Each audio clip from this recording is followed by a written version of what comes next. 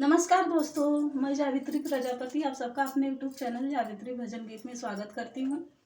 आज मैं आप सबके लिए बहुत ही सुंदर सोहर उठान गीत लेके आई हूँ। अगर आप सबको मेरा वीडियो अच्छा लगे तो मेरे वीडियो को लाइक शेयर और सब्सक्राइब करना ना भूलें।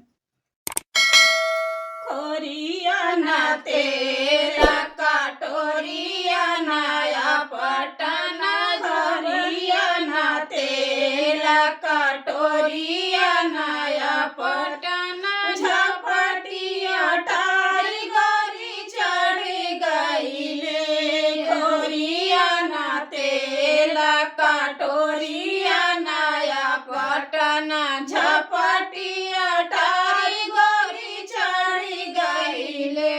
अरे आओ सासू सुनाए पनोरहन, अरे आओ सासू सुनाए पनोरहन, तोहर बेटा हमारा हो गईले।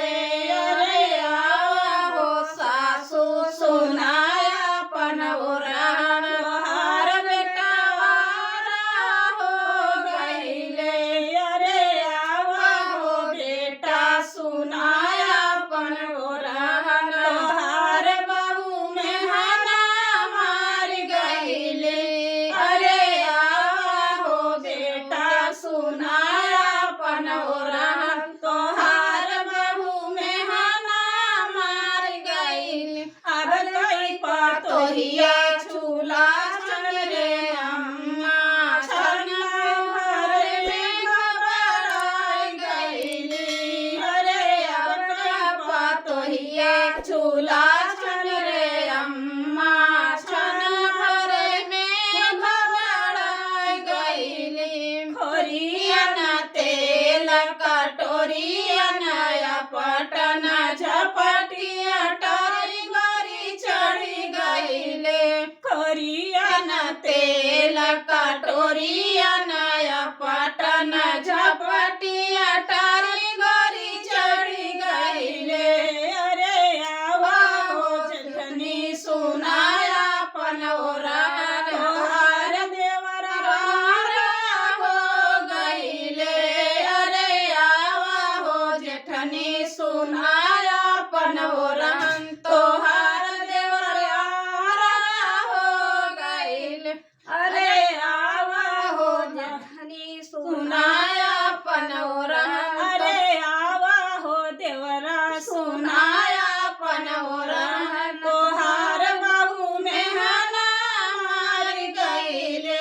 अरे आओ देवर सुनाया पनोरहन, तोहार बहू में हना मार गईली। अरे पतोहिया झूला छन रे भाभी, अरे अब का पतोहिया झूला छन रे भाभी, छन भर में घबराई गईली। अरे अब का पतोहिया झूला छन रे भाभी, छन भर में घबराई गईली। खोरिया ना तेल कटोरिया नया पटना, झपटिया टारी गोरी चढ़ी गईली। खोरिया ना तेल कटोरिया नया पटना, झपटिया टारी गोरी चढ़ी गईली। अरे आओ जेरा सुनाया पनोरहन, तोहार बहू तोहार भैया हो गईले। अरे आओ जेरा सुनाया पनोरहन, तोहार भैया हो गईले। अरे आओ भैया सुनाया पनोरहन, भाभी में हना मार गईली। अरे भौजैया झूला छन रे भैया, छन्ना भर में घबराई गईली। अरे अब क्या भौजैया झूला छन रे भैया, छन्ना भर में घबराई गईली। खोरिया ना तेल कटोरिया नया पटना, झपटिया टारी गोरी चढ़ी गईली। खोरिया काटोरिया नया पटन झपटिया टारी गोरी चढ़ी गईल। अरे आवा हो भैया सुनाया अपन ओरहन, अरे आवा हो ननदी सुनाया अपन ओरहन तोहार भैया वारा हो गईले।